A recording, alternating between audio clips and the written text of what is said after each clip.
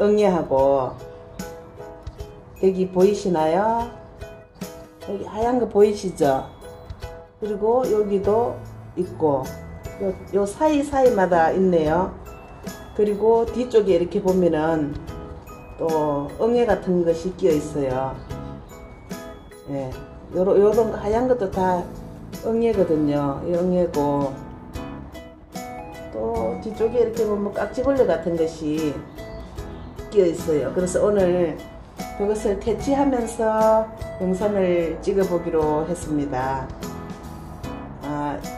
벌레를 퇴치하는 방법에는 농약을 뿌리면 간단하겠지만 실내 하초에서도 농약을 뿌리면은 일단 또 환경에도 안 좋고 하니까 심하면 농약을 사용할 수밖에 없겠지만 일단 1차적으로 제가 농약을 쓰지 않는 방법으로 하겠습니다. 준비한 것은 먹다 남은 맥주입니다. 맥주고 일단은 농약은 준비는 되어 있습니다. 제가 항상 준비는 되어 있는데 가능한 쓰지 않고 이것으로 자연적인 방법으로 안 되겠다 싶을 때 사용합니다. 일단은 물을 좀 주겠습니다. 닦고 난 다음에 물을 주면 얘가 씻겨 나가기 때문에 그렇게 하기 전에 물을 한번 듬뿍 주겠습니다. 얘가 물이 빠졌어요. 그래서 이렇게 한번 씻고, 얘 구멍이 막히면 또 다음에 잘 안 되니까 이렇게 하고 물을 좀 듬뿍 주겠습니다. 제가 이렇게 물을 듬뿍 주는 이유는 전번에 밥 무린 물을 좋다고 해서 어느 분이 주라고 해서 줬는데 제가 너무 과하게 줬던지 그 뒤로 얘들이 잎이 이렇게 조금 상한 것 같아요. 너무 독했던지. 그래서 조금 어느 정도 씻겨 나가라고 이렇게 좀 듬뿍 주었습니다. 그러면 물티슈를 가지고 퇴치를 한번 해보겠습니다. 이게 좀 많이 적셔도 됩니다. 어차피 맥주도 영양분이 있기 때문에 여기 맥주를 발효시켜서 줘도 되거든요. 저는 맥주 이렇게 조금 남으면은 거기다가 쌀뜨물을 하고 한 3일 정도 발효시켜서 거름으로 쓰거든요. 그래서 이렇게 뒤쪽에도 닦아주겠습니다. 뒤쪽에 응애가 끼어 있어요. 맥주에는 영양분도 있지만 살균 효과가 있습니다. 그래서 이걸 닦아주면은 입도 반질반질해지고 윤기가 나고 소독도 되고 사이사이 보면은 하얀 거 이렇게 좀 닦아내주고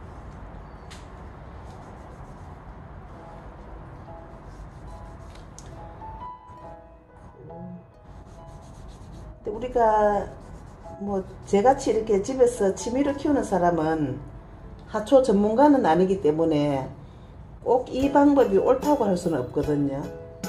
다만 이제 길래 보면서 다른 사람들한테 정보를 얻기도 하고 또 제가 길래 본 경험에 의해서 이렇게 하는 거고 제가 뭐 이걸 가지고 뭐 상업을 해야 되겠다, 돈을 벌어야 되겠다, 뭐 정확한 정보를 공부하겠지만 뭐 취미로 하는 거라서 굳이 그렇게까지는 할 필요는 없고요.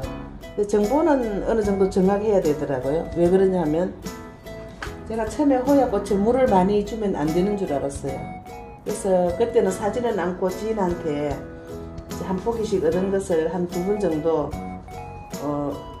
죽인 적이 있는데 그때 보니까 뿌리에 바짝 말랐어요. 그때부터 물을 줘도 살아나지 않는 거예요.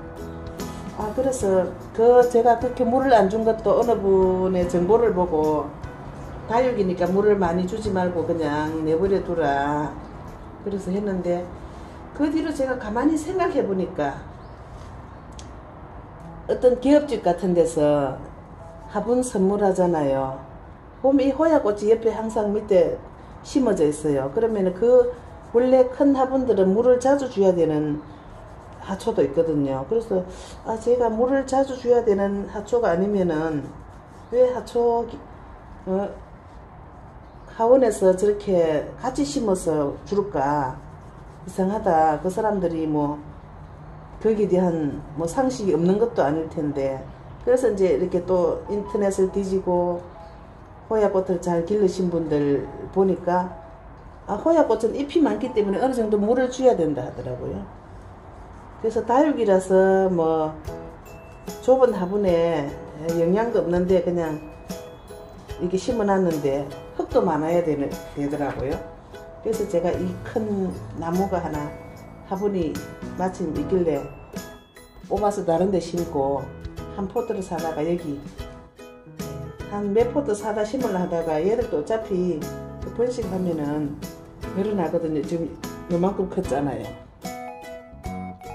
그래서 요 사이사이에 닦아주면서 얘들도 자라기로 하면은 금방 자라거든요. 환경만 맞으면은. 그래서 일단은 이렇게 응애가 여기 응애는 잘 안 쉽게 나오네요. 이 부분만 나중에 농약을 뿌려줘야 되려나? 호야는 이 틈틈이 이렇게 응애가 끼더라고요. 그래서 일단은 그래서 우리가 뭐 기르면서 이렇게 하는 것은 정확한 정보는 아닙니다. 근데 어차피 그런 정보도 뭐 다 경험에서 나오는 거기 때문에 처음부터 뭐 이런 정보가 있었습니까? 기르던 분들이 그런 경험담을 올리고 그게 어느 정도 통일화가 되면 그게 정보가 되는 건데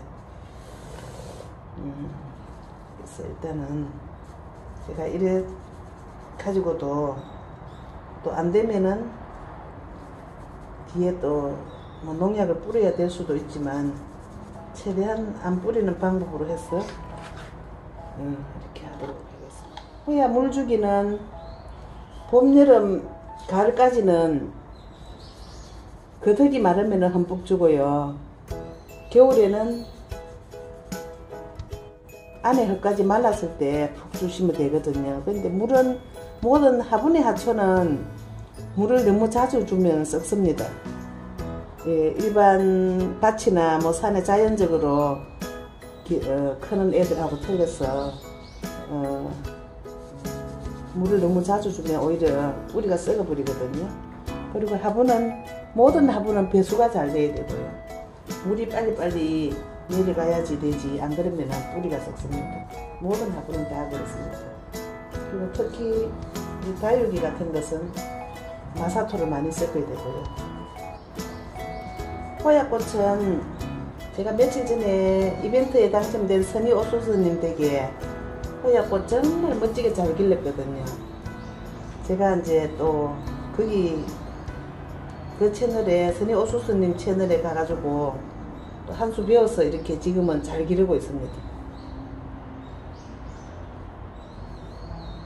저도 이제 이걸로 성공해야죠. 이게 쭉 뻗어 올라가서 가면은 이걸로 저 창가에 커튼을 만들 지금 생각이거든요.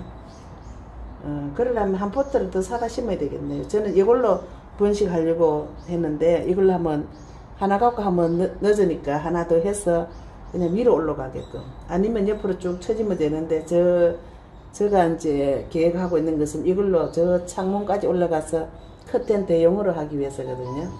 저희 집은 여기는 부산이고 또 남양이라서 따뜻해서 겨울에도 웬만하면 될 것 같아요.